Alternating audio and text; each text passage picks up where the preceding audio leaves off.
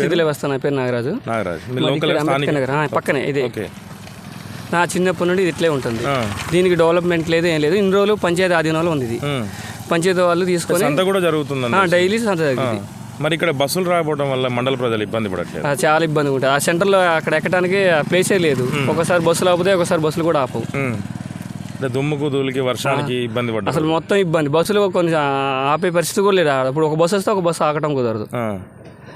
అయితే ఇబ్బంది మాత్రం. ఏమంటారు అధికారులు? ఏమంటారు అధికారులు? ఏం పట్టించుకోవట్లేదు, అసలు వదిలేశారు దాన్ని. ఏదో ఇప్పుడు వాళ్ళ ల్యాండ్ ఉండటం కోసం ఈ పారి కూడా కట్టారు. ఇది కబ్జాకు కూడా గురైందని అంటున్నారు. అవును, ఆ చుట్టుపక్కలంతా ఇంతకుముందు చాలా ఉండేది, ప్లేస్ చాలా ఉండేది. ఇప్పుడు అందరూ జేసీబీ ఉన్న సర్కిల్ నుండి చాలా ఉండేది, కానీ ఆక్రమించేసారు. ఈ రోడ్డు కూడా చాలా విస్తరణ ఉండేది, ఇది కూడా లేదు ఇప్పుడు సరిగ్గా. డబుల్ రోడ్ పట్టడానికి కూడా ఛాన్సెస్ లేవు. అంటే ఇప్పుడు మండల ప్రజలు జనరల్గా ఇప్పుడు అశ్వాపురంలో దాదాపు ఒక 40,000 మంది ఉంటారు, ఎక్కువ ఉంటారు. మరి బస్ స్టాండ్ లేకపోవడం మీకు ఎట్లుంది? చాలా ఇబ్బందిగా ఉంటుంది. అసలు మండలంలోనే బస్ స్టాండ్ లేకపోతే చాలా ఇబ్బంది.